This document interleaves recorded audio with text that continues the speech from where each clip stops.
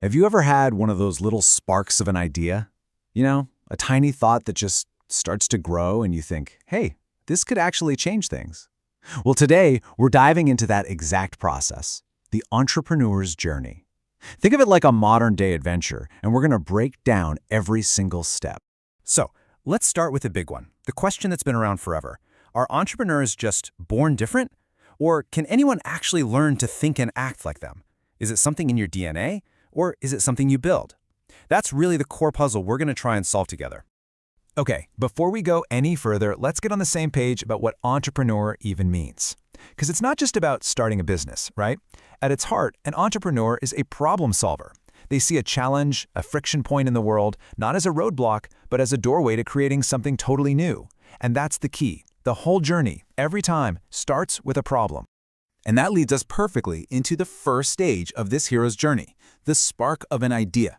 This isn't just some random thought that pops into your head. No, this is that moment an entrepreneur sees a problem so clearly, so personally, that they feel this pull, this call to be the one to solve it. This is their call to adventure. It all comes down to a shift in perspective. Most of us see a problem and we just think, that's so annoying. An entrepreneur sees that exact same problem and their brain immediately asks, wait, how could this be solved for millions of people? It's a subtle switch, but it changes everything. And this quote from Sara Blakely, it's the perfect example. She wasn't sitting around trying to come up with a billion-dollar company. She just wanted to look good in a pair of white pants and couldn't find the right undergarment. It was a personal problem. So she made the solution herself, and in doing so, she stumbled upon a massive, completely untapped market. That was her call to adventure. All right, so you've answered the call. You've got your idea. Now, the real quest begins. How do you take that idea, that concept floating around in your head, and turn it into something real, something tangible that people can actually use? Well, this is where you got to roll up your sleeves. It's a real process, right? You've got to sharpen that idea, do your homework to make sure it's actually got legs, figure out how in the world you're going to make money from it, and maybe most important of all, you have to find the right people to help you build it. But here's the cool part. You don't have to have it all figured out from day one. The modern way to do this is called the lean startup method. So instead of spending years building something in a secret lab, you build a little, you test it, you learn from it, and you do it all over again in this super fast, continuous cycle. Dropbox is the absolute classic story for this. Before writing tons of complicated code, the founder, Drew Houston, just made a simple little video.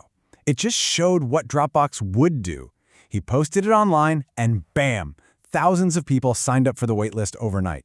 He proved people wanted it before he actually built it. That's the build, measure, learn loop right there. So smart. Of course, every great quest has its trials, right? The entrepreneur's journey is no different.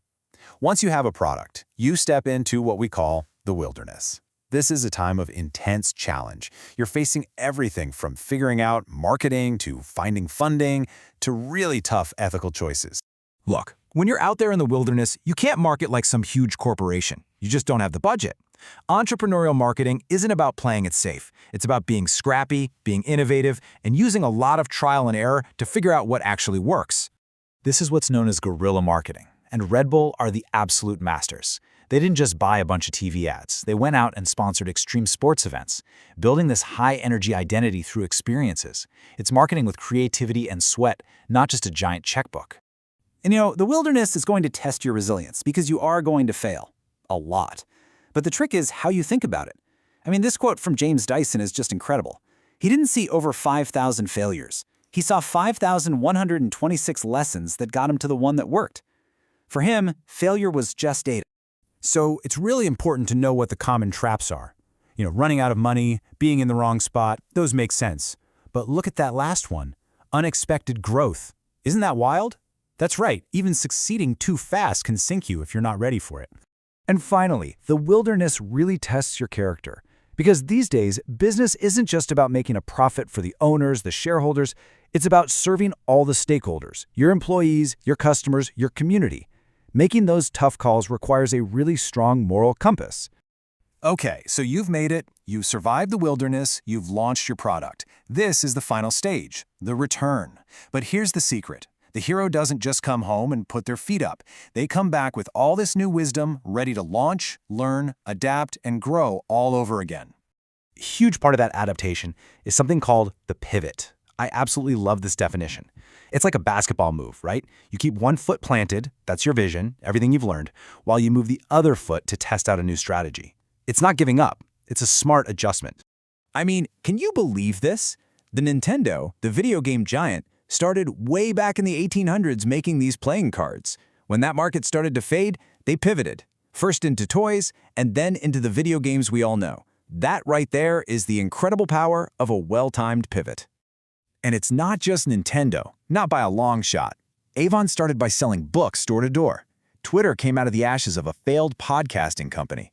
And PayPal's first idea was to let people beam money between their Palm Pilots. Seriously, these huge pivots are everywhere once you start looking. But growth doesn't always have to be some huge, dramatic pivot. Sometimes it's about what we call market penetration. Arm & Hammer is just genius at this. They had a great product for baking, but then they started showing people how to use it to clean their fridge, deodorize their carpets, dozens of other things.